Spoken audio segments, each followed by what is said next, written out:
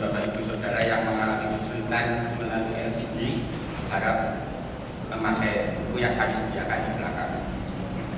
Kebaktian pada pagi hari ini akan dipimpin oleh Pendeta Wisnu Sabtonugroho dari LPPS. Selamat memasuki ibadah. Dengan bangkit berdiri,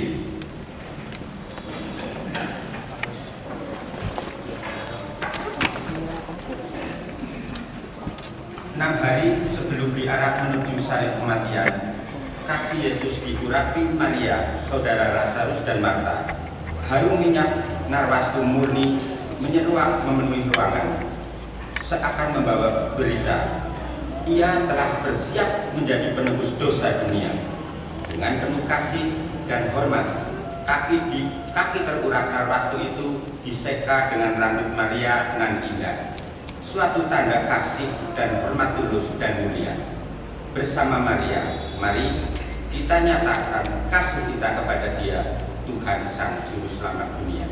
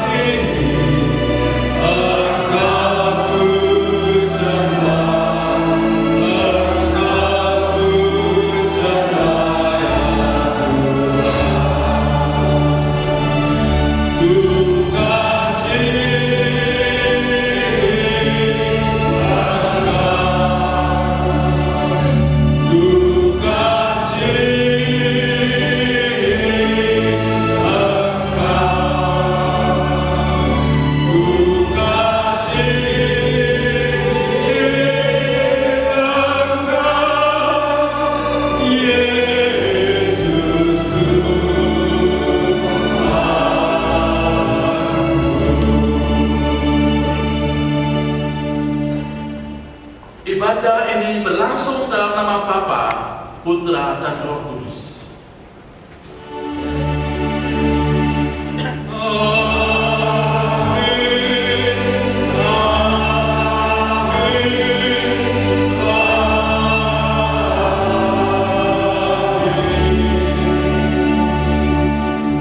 Tuhan beserta saudara.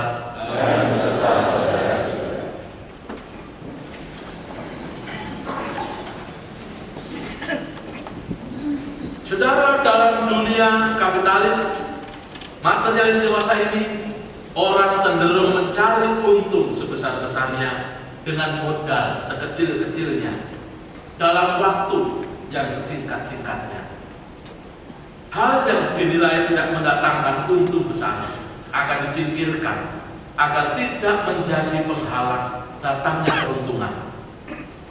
Proses dan nilai kemanusiaan pun diabaikan. Di tengah situasi zaman seperti ini, bagaimanakah sikap hidup anak-anak Tuhan? Utamakan yang bernilai mulia, meski nampaknya rugi.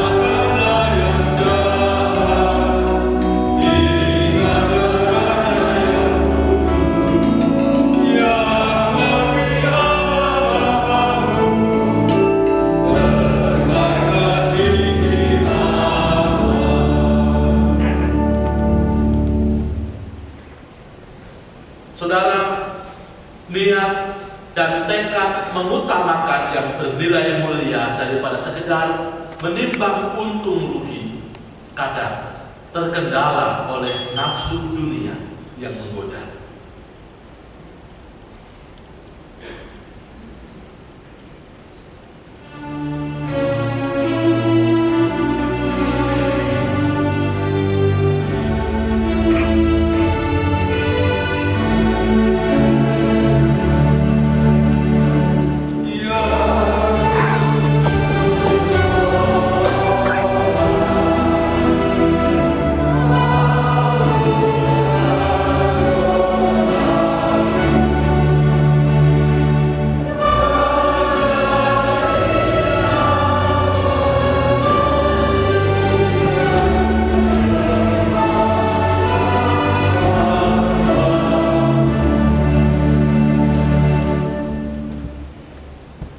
Mari kita nyatakan dalam hati segala kelemahan dan perbuatan dosa kita di hadapan Dia, Sang Penebus, dalam doa pribadi.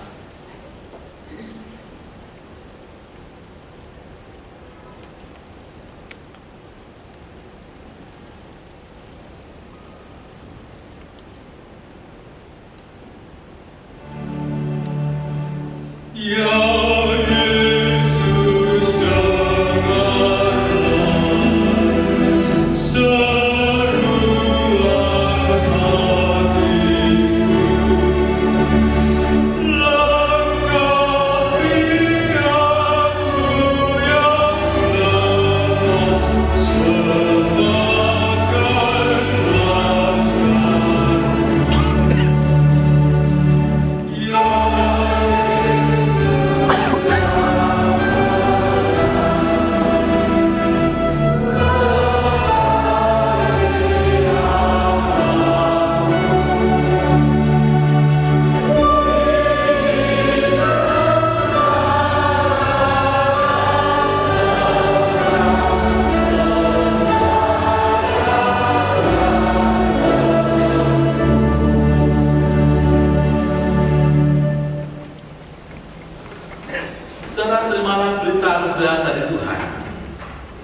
Sebab karena kasih karunia kamu diselamatkan oleh iman.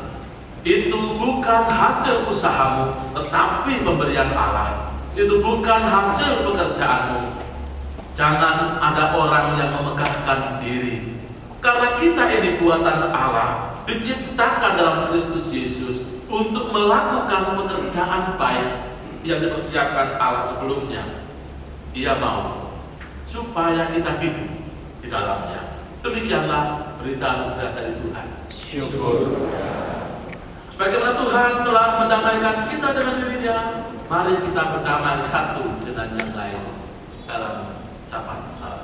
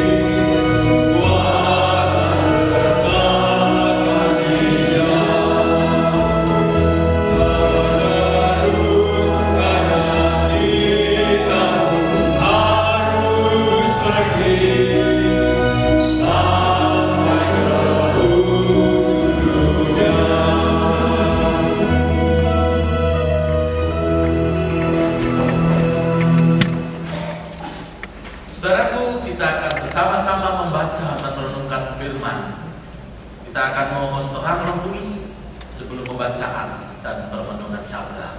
Kita berdoa.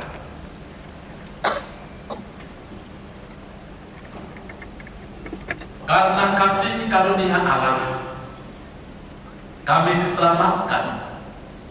Itu bukan karena perbuatan atau kebaikan kami, semata-mata karena anugerah Allah.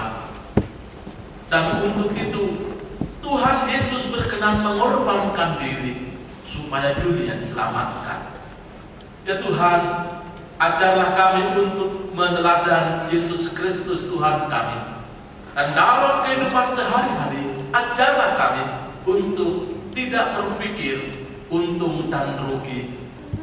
Ajarlah kami untuk mengutamakan nilai-nilai kebaikan, supaya kehadiran kami dimanapun berada menjadi berkat. Bapa, melalui sabdamu, kami akan belajar, kami akan berefleksi bagaimana hidup, berbagi cinta kasih kepada sesama kami, dan juga melayani Tuhan dengan sungguh-sungguh. Bersabdalah Tuhan, kami akan mendengarkan dan melakukan sabda yang Tuhan sampaikan kepada kami. Dalam nama Tuhan Yesus, kami berdoa. Amin.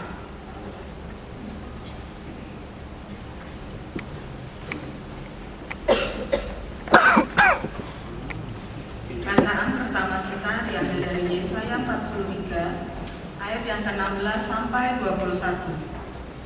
Yesaya 43 ayat 16 sampai 21. Beginilah firman Tuhan yang telah membuat jalan melalui laut dan melalui air yang hebat, yang telah menyuruh kereta dan kuda keluar untuk berperang, juga tentara dan orang gagah mereka terbaring tidak dapat bangkit, sudah mati, sudah padam sebagai sumber. Firman-Nya, janganlah ingat-ingat hal-hal yang dahulu, dan janganlah perhatikan hal-hal yang dari zaman purbakala. Lihat, aku hendak membuat sesuatu yang baru, yang sekarang sudah tumbuh. Belumkah kamu mengetahuinya? Ya, aku hendak membuat jalan di padang gurun dan sungai-sungai di padang belantara. Binatang hutan akan memuliakan aku, serigala dan burung unta, sebab aku telah membuat air memancar di padang gurun dan sungai-sungai di padang belantara, untuk memberi minum umat pilihanku, umat yang telah kubentuk bagiku, akan memberitakan kemasyhuran. Demikianlah sabda Tuhan.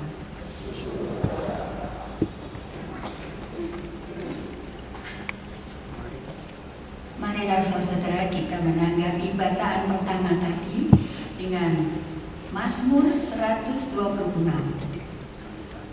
Mazmur 126. Saya akan bacakan ayat yang menjulur keluar. Bapak Ibu sekalian akan membacakan ayat yang menjulur ke dalam. Ketika Tuhan memilihkan keadaan Sion, pada waktu itu mulut kita penuh dengan tertawa. Pada waktu itu berkatalah orang di antara bangsa-bangsa, Tuhan telah melakukan perkara besar kepada kita. Pulihkanlah keadaan kami ya Tuhan. Orang-orang yang menabur dengan mencucurkan air mata, orang yang berjalan maju dengan menangis, pasti pulang dengan sorak-sorai.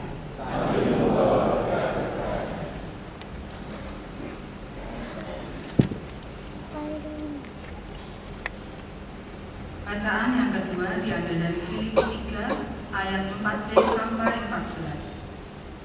Filipi 3 ayat 4b sampai 14. Jika ada orang lain menyangka dapat menaruh percaya pada hal-hal lahiriah, aku lebih lagi. Disunat pada hari ke-8 dari bangsa Israel, dari suku Benyamin, orang Ibrani asli. Tentang pendirian terhadap hukum Taurat, aku orang Farisi. Tentang kegiatan aku penganiaya jemaat. Tentang kebenaran dalam mentaati hukum Taurat, aku tidak bercacat. Tetapi apa yang dahulu merupakan keuntungan bagiku, sekarang kuanggap rugi karena Kristus. Malahan segala sesuatu kuanggap rugi, karena pengenalan akan Kristus Yesus Tuhanku lebih mulia daripada semuanya. Oleh karena Dialah aku telah melepaskan semuanya itu dan menganggapnya sampah, supaya aku memperoleh Kristus dan berada dalam Dia, bukan dengan kebenaranku sendiri karena mentaati hukum Taurat, melainkan dengan kebenaran karena kepercayaan kepercayaan kepada Kristus, yaitu kebenaran yang Allah anugerahkan berdasarkan kepercayaan. Yang kukehendaki ialah mengenal Dia dan kuasa kebangkitannya dan persekutuan dalam penderitaannya, di mana aku menjadi serupa dengan Dia dalam kematiannya, supaya aku akhirnya beroleh kebangkitan dari antara orang mati. Bukan seolah-olah aku telah memperoleh hal ini atau telah sempurna, melainkan aku mengejarnya, kalau-kalau aku dapat juga menangkapnya, karena aku pun telah ditangkap oleh Kristus Yesus. Saudara-saudara, aku sendiri tidak menganggap bahwa aku telah menangkapnya, tetapi ini yang kulakukan. Aku melupakan apa yang telah di belakangku dan mengarahkan diri kepada apa yang di hadapanku, dan berlari-lari kepada tujuan untuk memperoleh hadiah, yaitu panggilan surgawi dari Allah dalam Kristus Yesus. Demikianlah sabda Tuhan. Bacaan Injil akan kita perhatikan bersama dari Injil Yohanes pasal 12 ayat pertama sampai 8.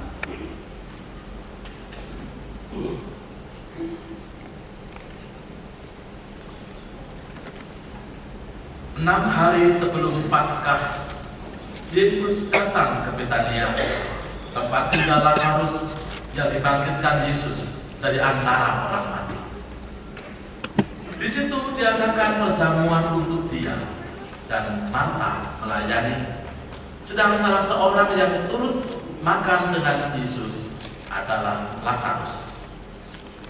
Maka Maria mengambil setengah kati minyak narwastu murni yang mahal harganya, lalu meminyaki kaki Yesus dan menyekanya dengan rambutnya, dan bau minyak semerbak di seluruh rumah itu. Tetapi Yudas Iskariot, seorang dari murid-murid Yesus yang akan segera menyerahkan dia, berkata, "Mengapa minyak narwastu ini tidak dijual 300 dinar dan uangnya diberikan kepada orang-orang miskin?" Hal itu dikatakannya bukan karena ia memperhatikan nasib orang-orang miskin, melainkan karena ia adalah seorang pencuri. Ia sering mengambil uang yang disimpan dalam kas yang dipegangnya. Maka kata Yesus, "Biarkanlah dia melakukan hal ini mengingat hari penguburanku, karena orang-orang miskin selalu ada pada kamu, tetapi aku tidak akan selalu ada pada kamu." Demikianlah Injil Yesus Kristus. Yang berbahagia adalah mereka yang mendengarkan firman Allah dan memeliharanya. Hosiana. Hosiana, Hosiana, Hosiana.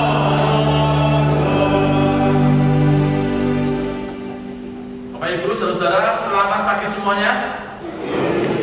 Kabar baik? Ada yang masuk angin? Puji Tuhan. Kalau masuk angin itu pulang ke rohan. Atau ada Pak Abbas, bisa minta obat Pak Abbas, pasti cespleng. Saudara yang dikasih Tuhan, dalam kehidupan kita ada pepatah yang mengatakan berbagi itu tidak rugi. Apa makna pepatah ini? Saya akan mengajak kita untuk merenungkan pepatah ini dengan menyampaikan cerita pengalaman. Suatu kali saya makan bersama teman-teman di sebuah warung makan milik emak-emak. Emak-emak itu sudah S2 mendekati S3, sampun sepuh itu S2. Kalau S3 sampun sepuh sangat itu S3. Kami makan di situ dengan keadaan warung yang biasa, yang sederhana. Dan ketika kami makan, datanglah seorang ibu meminta-minta mendekati kami yang sedang makan. Berapa orang kami duduk dan ibu itu minta kepada kami. Si emak pemilik rumah mendekati ibu-ibu yang meminta-minta itu, dia tidak marah dan mengajak peminta-minta itu untuk minggir serta mengatakan, tolong jangan ganggu mereka yang sedang makan. Kalau kamu mau makan, akan saya beri. Maka emak pemilik warung itu segera membungkuskan nasi lengkap dengan sayur dan lauk pauk, memberikannya kepada ibu-ibu yang meminta-minta itu. Melihat hal itu, teman saya datang bertanya kepada si emak pemilik warung itu, "Mak, kenapa kok emak tidak memberikan uang saja? 500 atau 1.000 rupiah. Padahal kalau dihitung-hitung, sebungkus nasi itu mahal. Lebih murah ketimbang emak memberikan uang 500 atau 1.000 rupiah." Rupanya teman saya perhatikan di bungkusan nasi itu isinya nasi, sayur, dan lauknya adalah telur. Kalau di tempat saya di New York, itu New York Karto, di warung makan seperti milik emak itu, makan dengan nasi, telur, sayur itu 6.000 rupiah dapat. Kalau di Tegal saya nggak tahu, saudara ya. Ini jangan dibandingkan. Siapa tahu di sini nasi telur 15.000. Bukankah dengan memberikan 500 atau 1.000 rupiah itu jauh lebih murah ketimbang nasi, sayur, dan telur yang 6.000 rupiah? Emak itu mengatakan begini, memang memberi sebungkus nasi dengan sayur dan lauk lebih mahal ketimbang sekadar memberi uang 500 atau 1.000 rupiah. Tapi saya bayangkan, saya butuh makan, dia juga butuh makan. Ada kalanya kita tidak bisa punya makanan dan orang tidak bisa makan uang.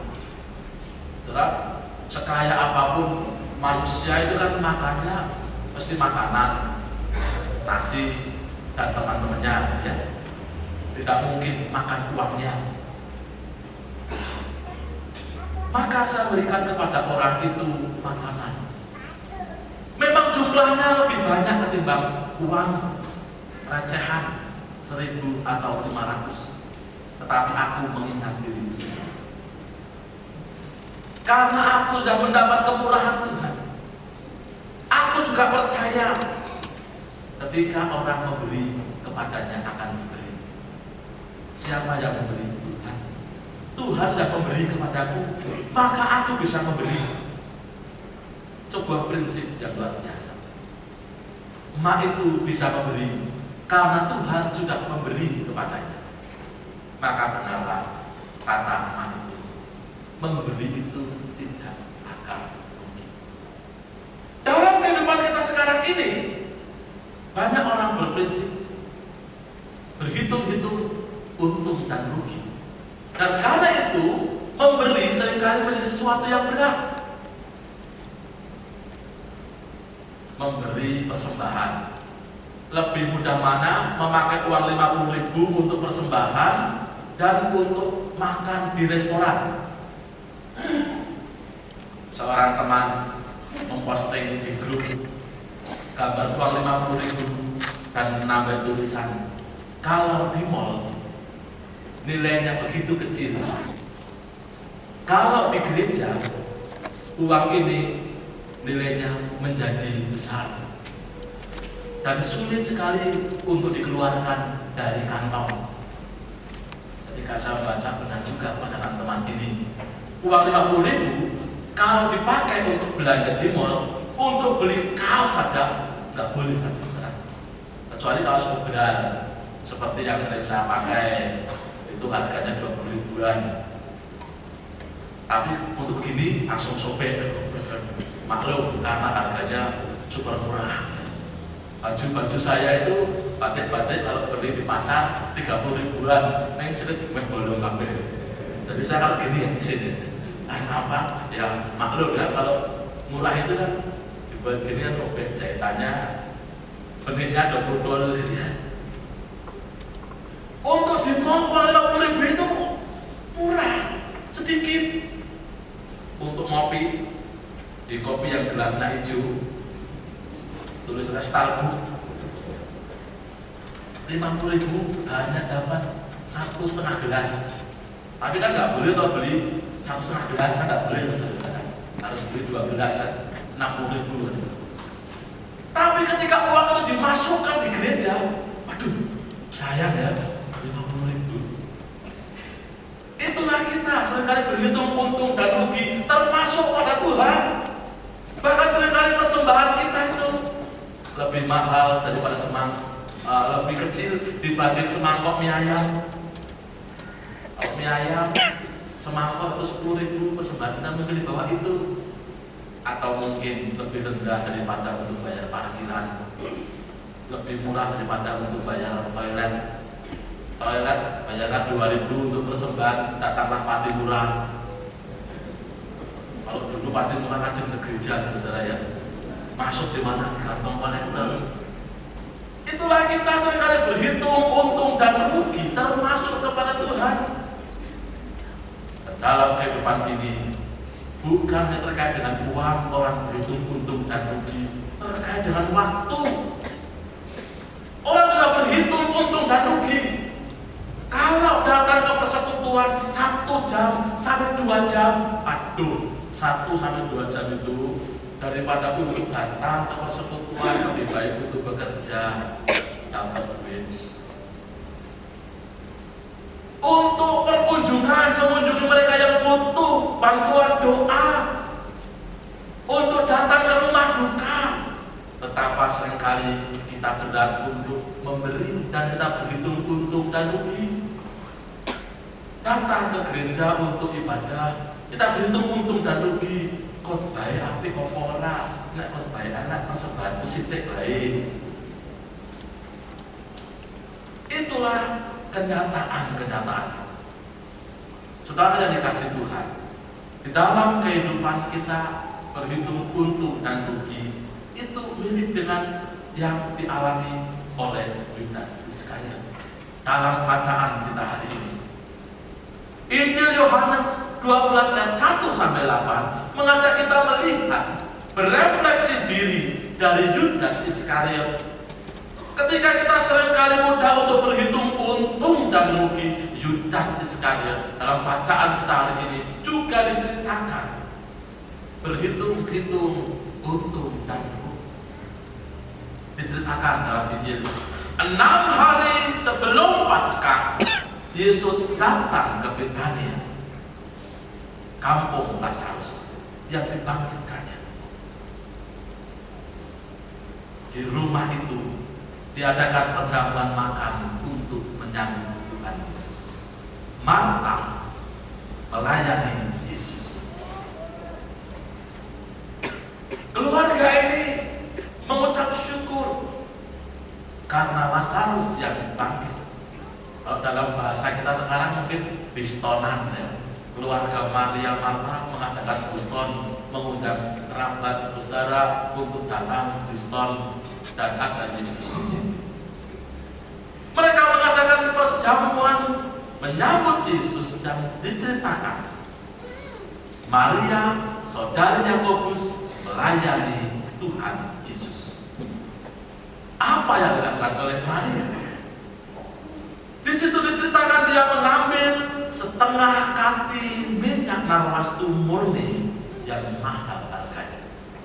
Memang minyak narwastu itu mahal, dan karena mahalnya maka harum, baunya harum sekali.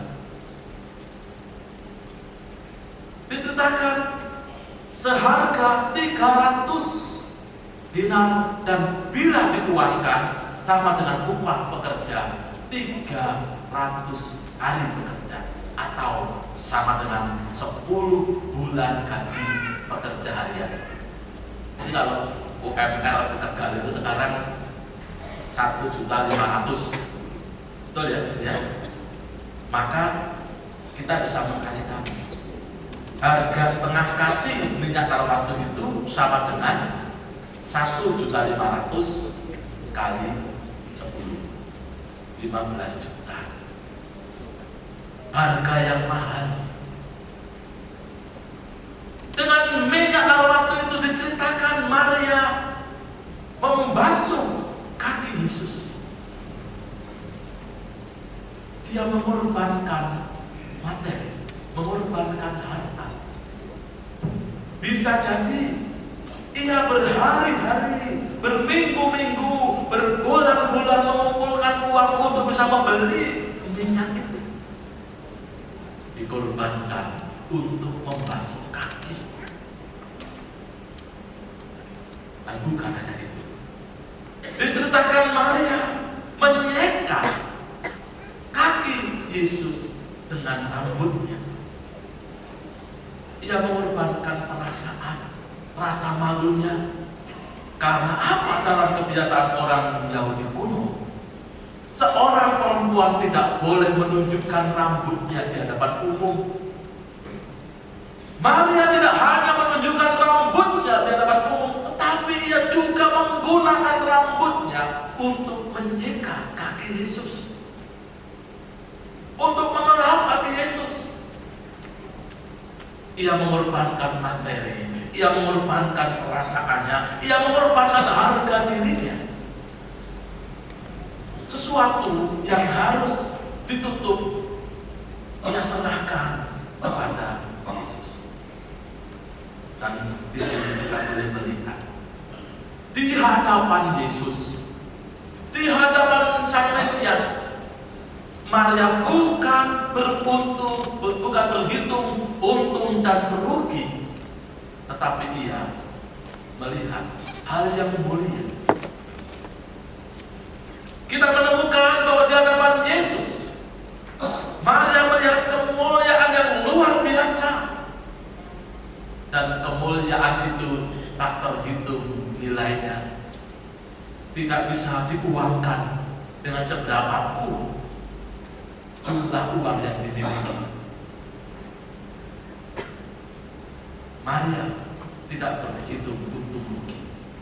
Dan Alkitab menceritakan, melihat hal itu, naluri Yudas segera bangkit.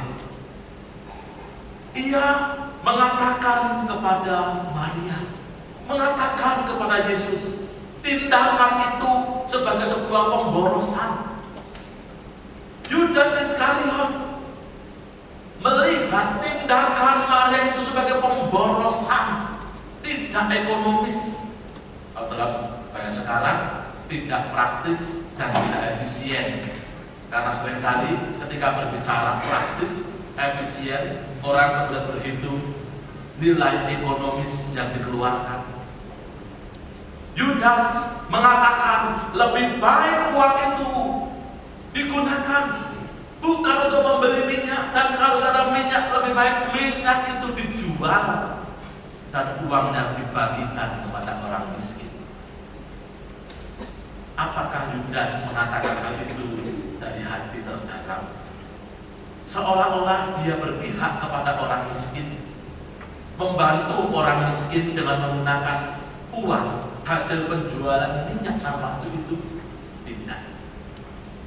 Alkitab menceritakan bukan itu maksud Yudas. Ia hanya mengatasnamakan orang miskin untuk mencari keuntungan bagi dirinya sendiri, dan kalau minyak itu dijual, uang dari hasil penjualannya akan dimasukkan di kantongnya sendiri. Injil Yohanes menyebut Yudas adalah seorang pencuri. Yudas sering mengambil uang yang disimpan dalam kas yang dipegangnya. Kita melihat di sini Yudas adalah seorang yang berhitung-hitung, berpikir untung dan rugi. Dan kalau orang berpikir untung dan rugi, orang cenderung mencari keuntungan bagi dirinya sendiri. Dan ketika orang hanya mengejar keuntungan, maka ada banyak nilai-nilai yang diabaikan. Nilai kebenaran, nilai kejujuran. Dan orang berfokus pada dirinya sendiri. Kalau dalam bahasa kita, seringkali kita mendengar orang pelit. Orang yang pelit itu kan orang yang hanya berfokus pada dirinya sendiri. Orang pelit beda dengan orang hemat. Kalau orang hemat itu kan memikirkan supaya keberlangsungan hidup terus berjalan. Tapi kalau orang pelit itu memikirkan dirinya sendiri dan sebisa mungkin milikmu menjadi milikku, milikku tetap milikku. Dalam bahasa orang Salatiga, pelit itu disebut dengan pokel. Pokel menakil itu pecakil. Pelit fokusnya pada diri sendiri. Kita melihat saja Maria bertindak sebaliknya. Ia tidak berpikir untung dan rugi, karena ia hanya berpikir kasih Allah. Pertanyaannya, mengapa Yudas yang sudah bertahun-tahun mengikut Yesus, orientasinya tidak seperti yang dikehendaki oleh Yesus? Saya memakai tafsiran seorang bernama William Barclay. William Barclay mengajak kita menafsirkan mengapa Yudas berpikir untung dan rugi dari 3 sudut pandang. Yang pertama, Yudas berpikir untung rugi karena sesungguhnya Yudas tidak mengenal Yesus. Memang bertahun-tahun, 3 tahun Yudas mengikut Yesus. Kemanapun Yesus pergi, dia ikut. Kemanapun Tuhan Yesus berada, dia ada.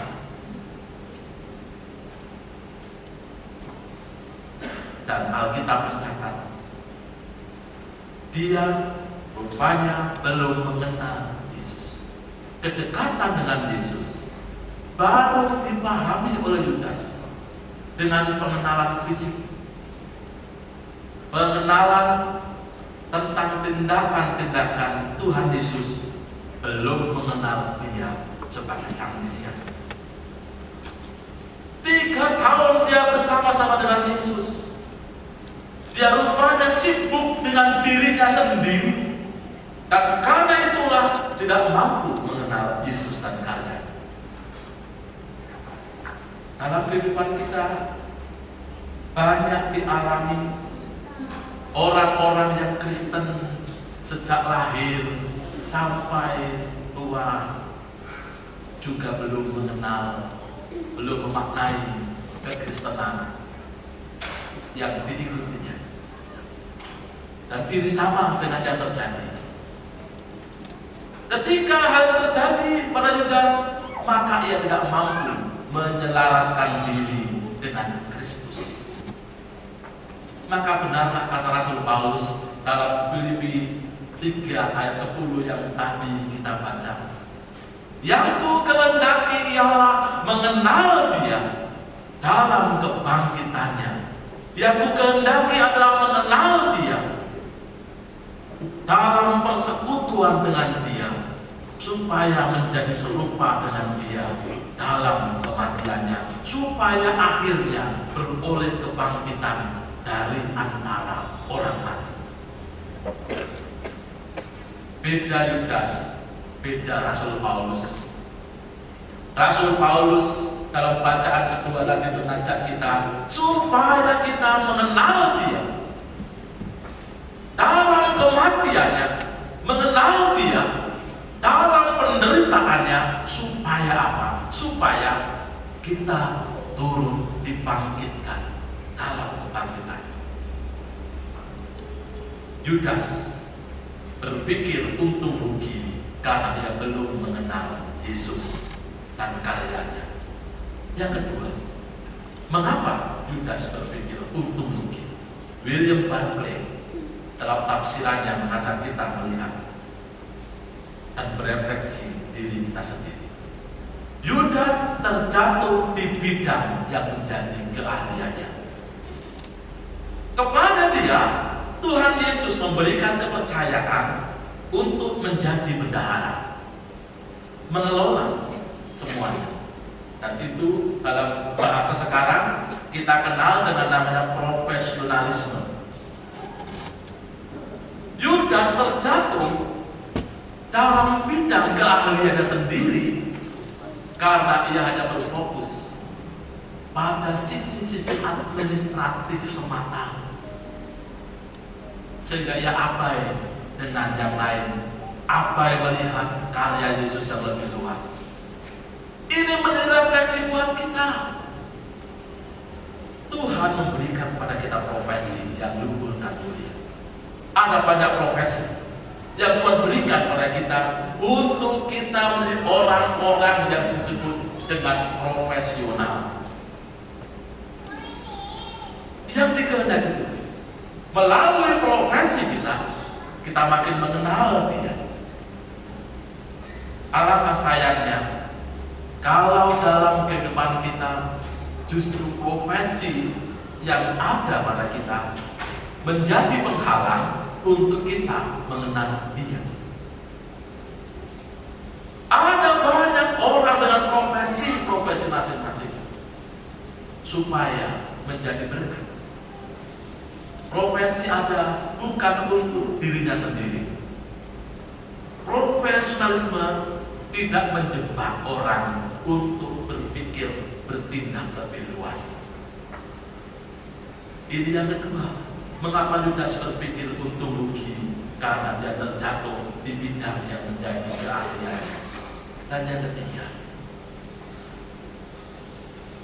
mari mengajak kita melihat, berefleksi diri kita sendiri. Mengapa Yudas berpikir untung rugi? Karena pandangan orang bisa dibengkokkan. Motivasi awal Yudas mengikut Yesus pastilah luhur. Dalam kehidupan bersama Yesus dalam berbagai pergumulan, motivasi itu bisa bengkok. Dan Yudas mengabaikan prinsip-prinsip keikutsertaan dengan Yesus. Dalam kehidupan kita, banyak orang yang tadinya begitu menggebu-gebu ikut Yesus. Tetapi ketika pergumulan demi pergumulan dihadapi, banyak orang dibengkokkan motivasinya. Banyak orang meninggalkan Yesus.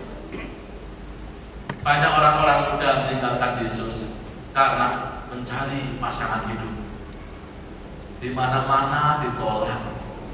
Belum nembak sudah ditolak. Akhirnya sakit hati. Kok ada yang mau tidak seiman, gua seorang popo daripada tidak ada. Banyak orang-orang yang meninggalkan Yesus supaya mendapat kehormatan. Anda akan dinaikkan jabatannya, tapi ingat, cukup mengganti identitas di KTP Anda, cukup.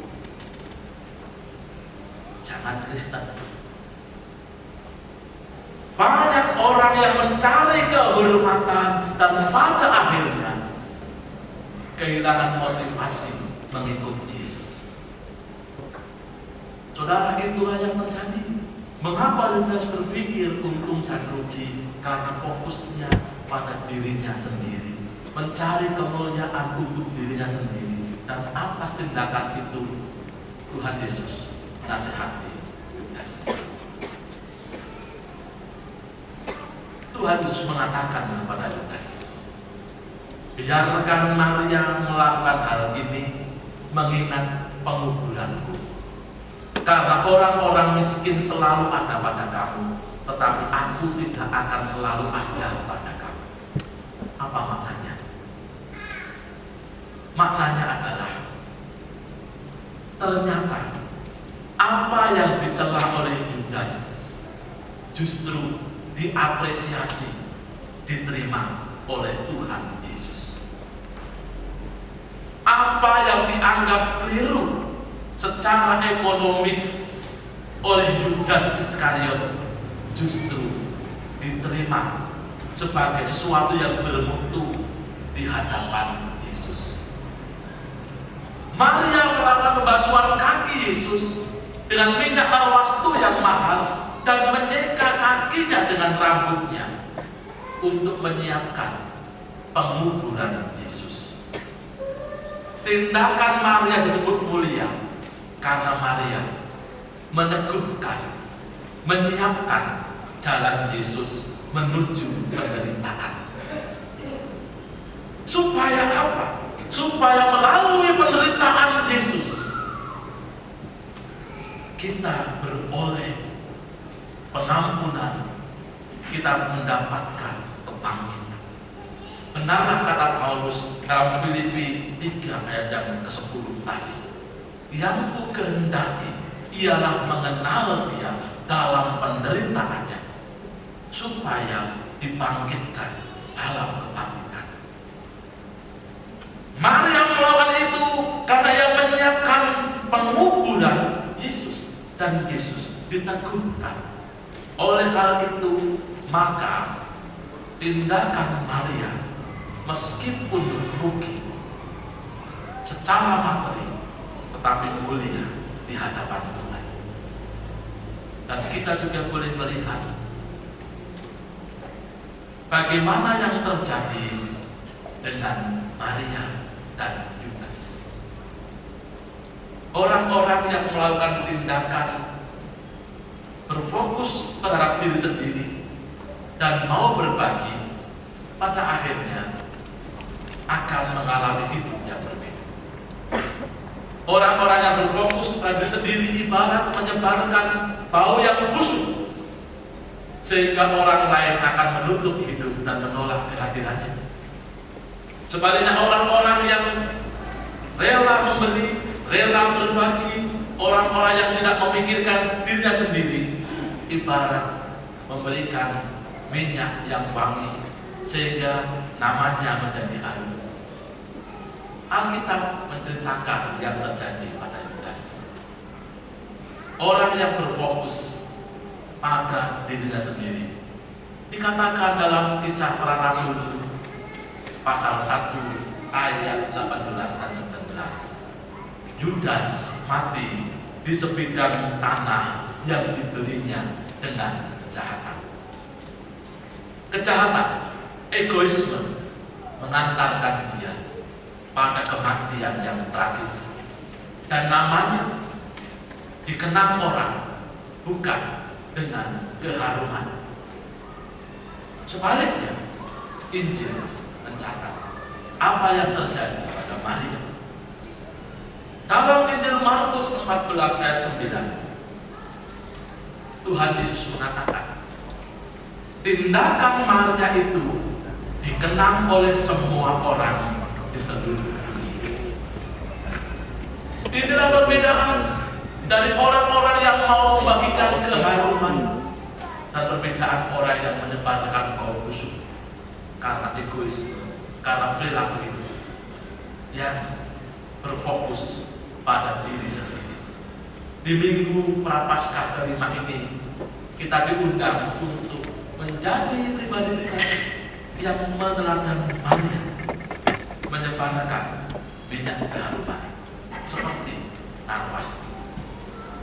Pertanyaannya, apa yang bisa kita lakukan dalam kehidupan ini?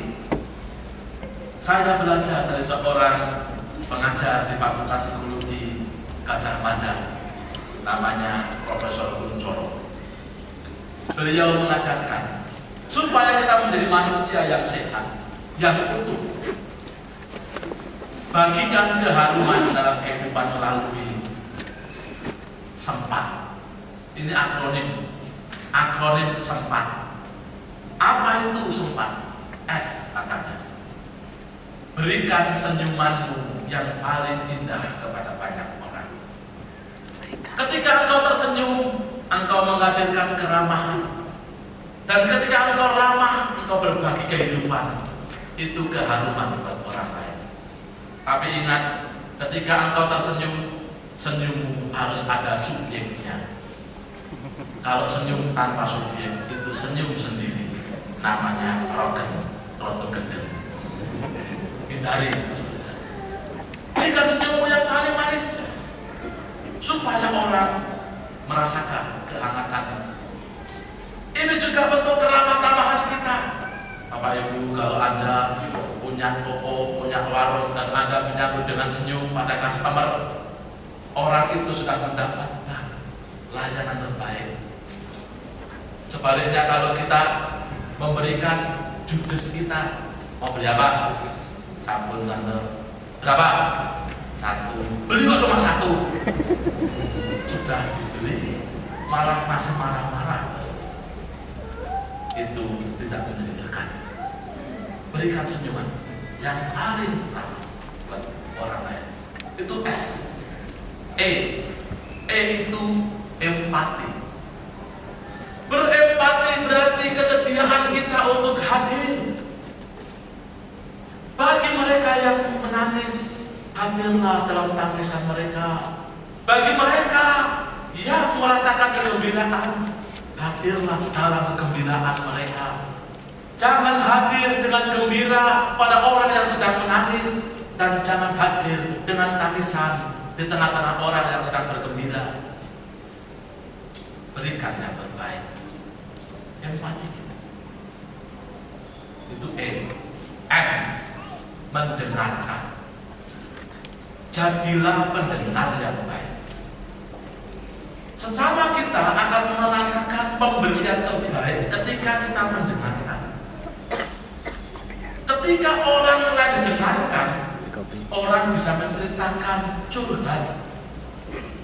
Orang merasa lega, aku didengarkan. Dia menerima kehadiran saya. Itu pemberian yang luar biasa. Dan orang tidak akan pernah rugi untuk mendengarkan. Itu M. Kemudian P. P itu peka. Peka adalah kesediaan kita untuk hadir memberikan pertolongan dengan tepat dan tanggap. Tidak abai pada orang lain yang butuh pertolongan. Kalau kita abai pada orang yang butuh pertolongan, kita sibuk dengan kita sendiri. Sekarang ini kan banyak orang sibuk dengan diri sendiri, terutama ketika orang sudah pegang gadget, sudah asik ini. Ada orang butuh pertolongan, malah difoto, cekrek. Kasihan dia. Itu rogen tadi. Dan orang kalau tidak peka, dalam bahasa orang Salatiga disebut dengan pekong. Nah, lawannya peka itu pekong. Kita kan tidak mau tuh disebut pekong sebesar. Itu P. A. Aksi.